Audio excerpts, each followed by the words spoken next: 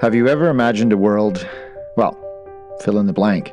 SparkHub is about making dreams happen when life throws major curveballs at you. It's my hope that any time you listen to an episode, something will spark inside of you, and even if no one listens, but I leave some kind of legacy time capsule behind for my children that may even spark them to imagine their own great world after I'm gone, well, that's good enough for me. Below each episode are crucial show notes, and please support us by visiting thesparkhub.com. Now, let's begin. My name is Allan, and I have a heck of a story for you.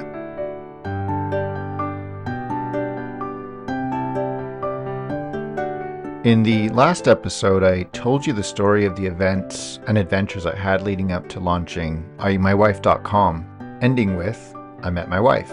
Now, I'm going to jump forward 17 years from the end of that story to having to learn how to navigate something, well, I guess I never expected to happen to me, getting divorced with kids. And I know I'm not alone in believing divorce always happens to other people, right? I mean, I was wrong. So in this episode, I'd like to talk specifically about opting to do an amicable DIY, do-it-yourself divorce with a view that this episode might help others kind of in a I wish I knew that then type situation. And well, spoiler alert, no one wins in a divorce. It's just about mitigating degrees of loss. And one other note, as SparkHub grows, I plan to jump back and forth in time to go deeper on certain stories and situations and aftermaths. So let's get into DIY divorce. I want to start by playing a clip from one of my favorite comedians, Dave Chappelle, on this particular topic. So give this a listen. You know what I told him? I told him, I said, you know what you should do, man? First of all, you shouldn't do it. I'm talking about being legally married. It's not that you're gay as much as just legal marriage is a fucking diabolical leverage game in the United States. I'm just being honest. Devoid of religious significance or the idea of love, marriage is nothing but an awful contract that you shouldn't sign. I'm just being real. Because you start out loving each other, and then like 2 years later, you're just building a case against one another for a hypothetical court date that may or may not ever happen. You throw being gay on top of that, that shit is explosive. So that clip you just heard is from his special, Deep in the Heart of Texas, Dave Chappelle Live at Austin City Limits. I put a link in the show notes below if you want to watch that on YouTube or go watch it on Netflix.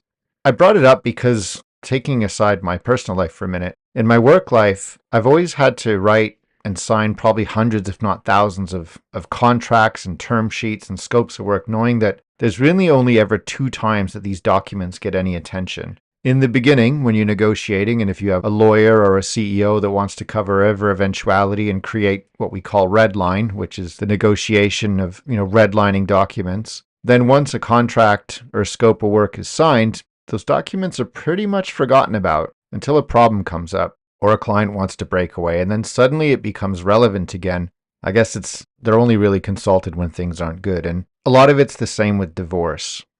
Marriage is, at the end of the day, a contract, and everyone has a different view on it.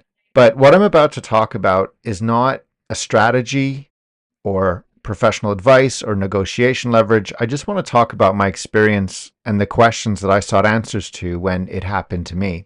And to be clear, this only represents my experience and what I went through, no one else.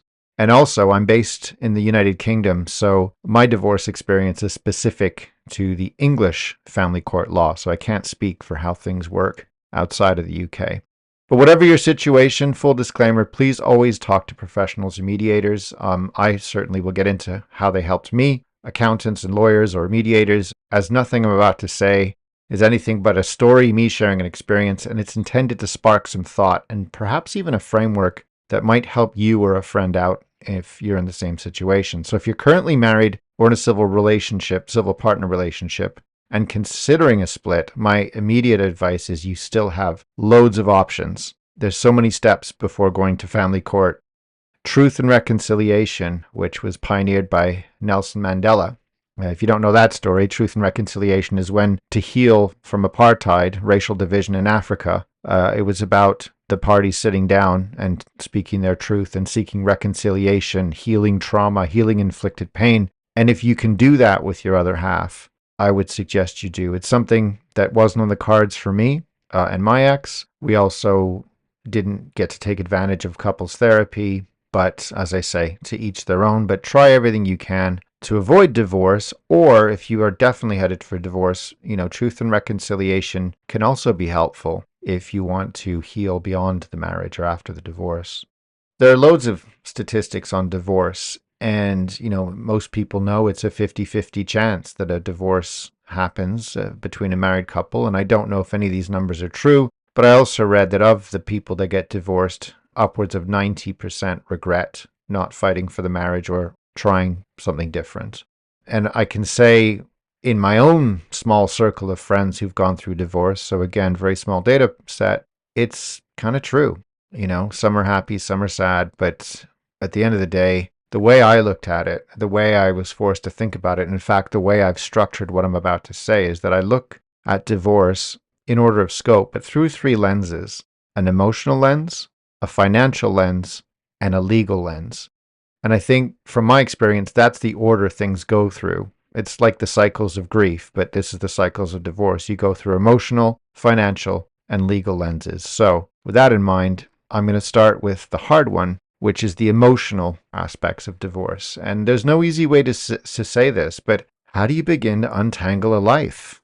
2 lives, many lives. In my case, 16 years of marriage, memories, Are You My Wife up to where we ended up, the opportunity cost, to me, to my children. It's big. It's huge. And there's a lot of collateral damage that stands in the way. And, in my case, just my own personal case, how do you go from telling a story like Are You My Wife to getting a divorce? How does it work? Where do you start? When do you accept things are really over?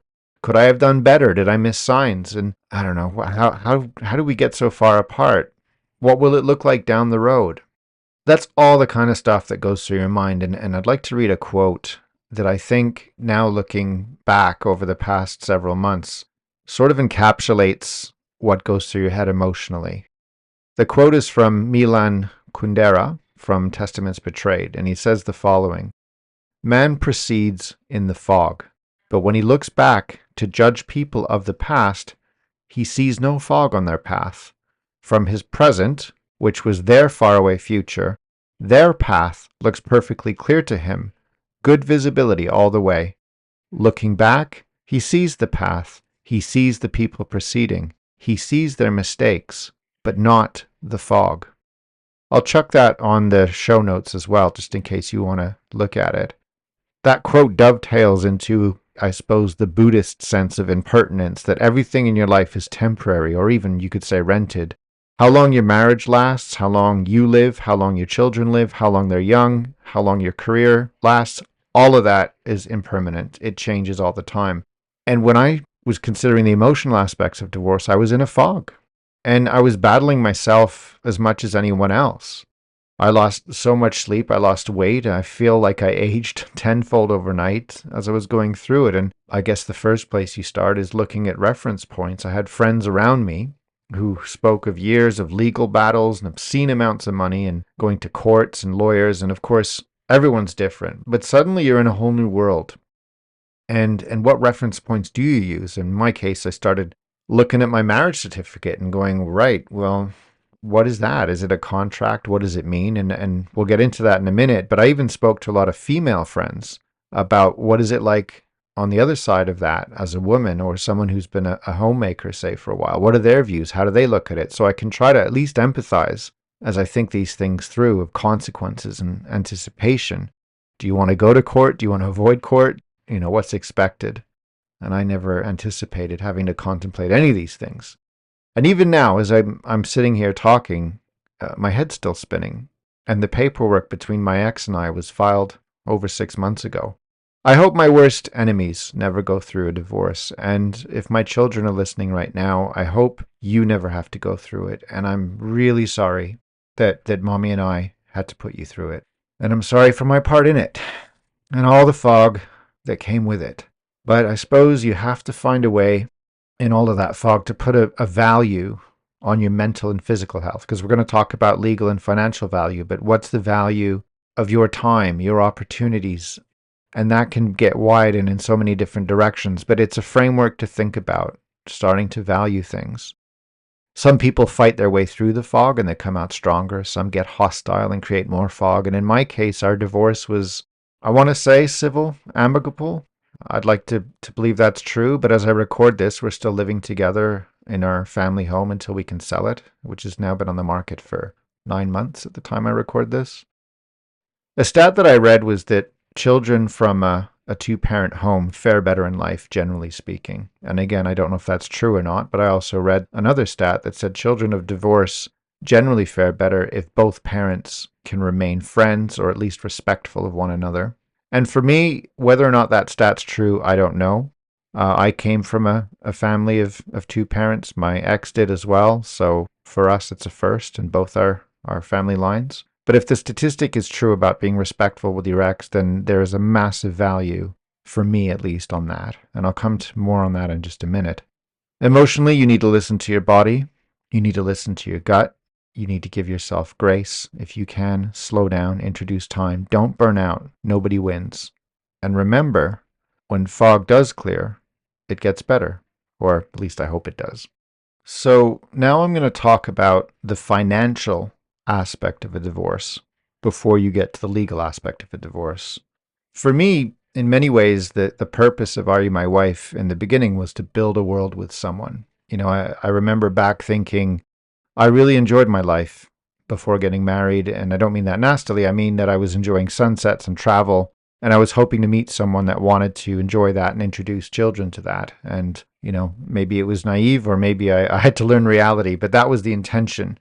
And so I find with finance, when you're having to take your life's work and your memories and basically have to put it on a spreadsheet, I'm not going to lie, it's demoralizing. You know, your finances are a symbol of an empire that you've built with someone. And in my case, my ex and I met with very little in the bank, or but she might have had a bit more than me. But over time, you know, what's mine is yours, and was sort of the philosophy. And so now you got to sit down and go, right, how do you pull all that apart in a certain way? And I think the first step is what they call so there's 3 steps in a divorce. There's full financial disclosure, negotiation, and then signing a contract. In this country, it's called a financial remedy order or financial order, or FO for short. Just a quick sidebar, I was talking to a friend from Sweden, and he was saying in Sweden, the courts just cut everything 50-50. Now, whether or not that's true in every case, I don't know, but basically they just say cut everything down the line. Now, when you're looking at the financial aspects of a divorce, you have to think in terms of basically a spreadsheet with 2 columns, assets and liabilities. And assets can be anything from a house, your income, a car, so something that's worth money or can be sold for money. Liability is basically debt, so anything you owe. And in theory, liabilities and assets should be split 50-50, according to what I heard of the court in the UK.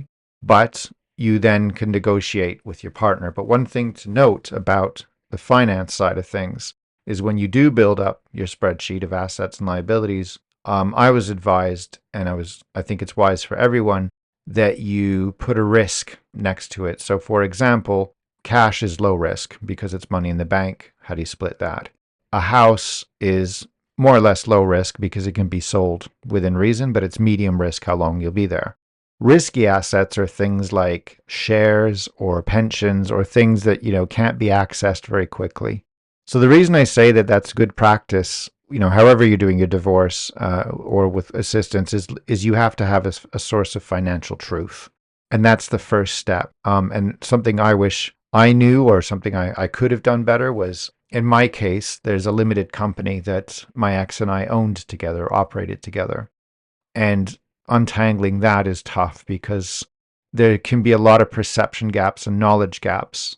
It's not as straightforward as I make a paycheck every month and this is how much it is. My income can fluctuate depending on a number of things, which in fact I might do a whole episode on because it's stuff I wish I knew. But one piece of advice I would say is try to agree your source of truth with your ex on a spreadsheet, everything on there. The alternative to that, which we didn't do, which I understand you can do, is you can instruct solicitors, lawyers, to do a full financial disclosure, which means you and your partner have to submit loads of documentation, bank statements, pensions, whatever, value of the house, whatever you have, value of a car. You have to submit that to independent lawyers, and they have to determine the source of truth, or a court would determine the source of truth to say this is your financial position. Then negotiations can begin on how you divide those assets. So the court expects both parties after divorce to recapitalize. What does that mean? Well, it means once you're divorced and you've split your financial assets, there are many ways to recapitalize. You can remarry or get a new partner. You can change careers. You can retrain. You can get government benefits. So, I mean, there's probably a bigger list than I'm sharing here, but those are the types of things to think about. Is whoever you are and whatever side of the equation you're on, once you do your finances, you have to think about, how does that money help me recapitalize after divorce? So that's a brief snapshot of the financial aspect of divorce. And now let's talk legal, because finance feeds legal. There's a couple of aspects to legal, but one of the legal aspects is you officially have to, if you're married, declare the end of your marriage. And nowadays, in the UK, it's a recent thing, you can literally do what they call a quickie divorce online. No fault. You go in, you both fill in a form online, and you pay a few £100, and it's done. And it takes, I think, about 16 weeks, if I remember correctly, but don't quote me on that. But it takes a span of time. You're given a temporary document, and then you essentially, if both parties don't decline the divorce, you remain married, but otherwise your marriage certificate over a span of time will be nullified. Then the second thing you have to consider, and it's a way to think about things, which I found really difficult, and it comes back to value, is there's a court standard that you have to meet. And in the UK, it's called the family court standard. So think of it like a measuring stick through everything, which everything's measured and weighed. Or if you want, picture a scale that you have to balance on both sides. So think of each party as a side of the scale. So the criteria, as I understood it in the family court, was that you had a few key things you had to bear in mind as you negotiated your divorce. The first is, if you have children, everything has to be done in the best interests of the children. So every decision you make has to be in their interests. There has to be a fair and equitable split of the marital assets and liabilities.